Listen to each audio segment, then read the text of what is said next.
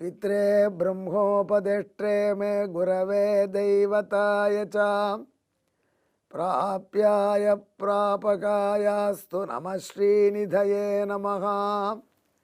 அன்புள்ள விஜய் தொலைக்காட்சி நேயர்களே, 1962 நினைக்கிறேன். அப்போது காஞ்சிபுரத்தில் பெரிய திருவிழா வைசாக உற்சவம் நடக்கிறது. அந்த திருவிழாவுக்கு திருத்தாப்புநாதன் சென்றிருக்கார்.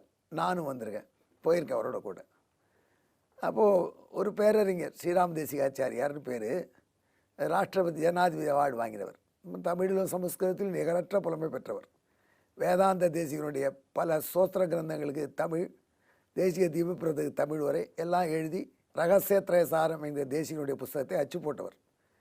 அவர் ரொம்ப பெருமையாக சொல்லிப்பார், என் புஸ்தகத்தில் ஒரு அச்சுப்பழி இருந்தால் காண்பி, நான் காதறுத்து தரேன்னு. அப்படி ஒரு பிழை இல்லாமல் அச்சு போட்டார். நிஜமே பொறாமைப்படக்கூடிய விஷயம். புஸ்தகம் போட்ட எல்லாருக்கும் இன்றைக்கி அவரை கண்டா பொறாமை தான் அந்த விஷயத்தில்.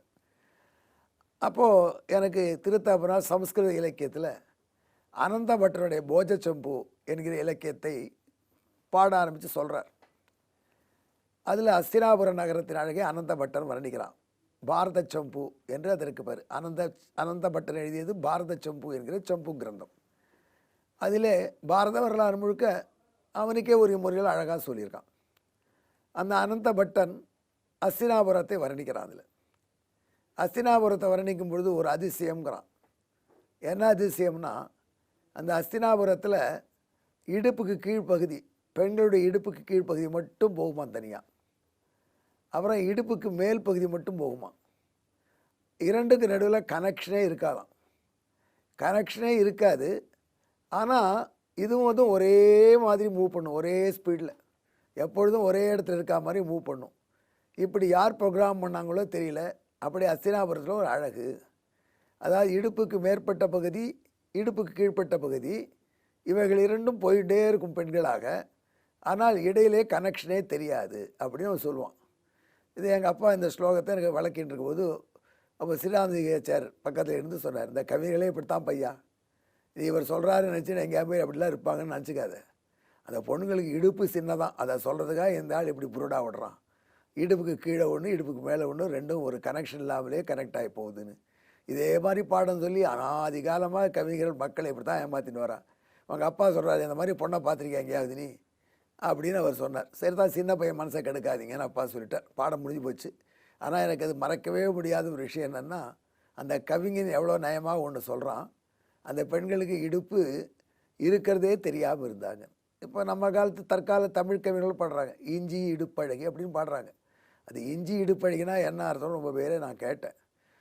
இஞ்சி மாதிரி இடுப்பு இருக்குமா, இடுப்புக்கு இஞ்சிக்கு என்ன வித்தியாசம் அப்படின்னு பல விதம் சொல்கிறாங்க. அந்த இஞ்சிக்கு மேலே தோல் இருக்குது, அந்த தோல் சாப்பிட்டா நச்சு, அந்த தோலை நீக்கிட்டு இஞ்சியை மட்டும் சாப்பிடணும், அதுதான் நல்லது.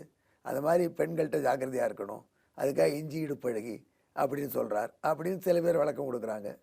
சில பேர் சொல்கிறாங்க, இந்த அம்மா நிறைய இஞ்சி சாப்பிட்டாங்க, அதெல்லாம் கேஸே வரல, அதெல்லாம் இடுப்பு இருக்கிறதே தெரியல, அதனால் இடுப்பு சின்னதாக இருக்குது, அதை தாங்க அவங்க இஞ்சி இடையழகின்னு சொல்கிறாரு அப்படிங்கிறாங்க. இந்த ஸ்ரீராமதிகாச்சார் போல் பெரியவங்களை கேட்டால், அதெல்லாம் ஒன்றும் இல்லையா, அந்த ஆளுக்கு இடுப்புக்கு முன்னாடி வர வேண்டியிருந்தது, அதுக்கு அடுக்கு தொடருக்கு என்னதுன்னு பார்த்தான், அதெல்லாம் இஞ்சி இடுப்பு அழகின்னு போட்டான், இதுக்கு ஏன் அவஸ்தைப்படுற அப்படின்னு அவர் சொல்கிறாங்க. ஆனால் இது எத்து போனாலும் இன்றைக்கும் என்றைக்கும் இடுப்பு சின்னதாக இருக்கணும் எல்லாரும் விரும்புகிறாங்க. வெஸ்ட் லைன் சின்னதாக இருந்தால் ரொம்ப நல்லது தான் அப்படின்னு அத்தனை பேருக்கு ஆசை. அதுக்காக எவ்வளோ எக்ஸசைஸ் பண்ணுறாங்க, எவ்வளோ விதமான ஜிம் போகிறாங்க, எவ்வளோ விதமான உணவு கட்டுப்பாடு கொள்கிறாங்க பார்க்குறோம். அது ரொம்ப இடுப்பு சின்னதாக இருந்தால் வசதி. ஆனால் என்ன பண்ணுறது, வயசாக எதுவும் வளரலை, அறிவு வளர மாட்டேங்கிறது, முடி வளர மாட்டேங்கிறது, தொப்பை தான் வளர்றது, இதுவாது வளர்ந்துட்டு போட்டவன் அப்படின்னு சில பேர் இருக்காங்க. அப்படிப்பட்ட மக்களும் உண்டு.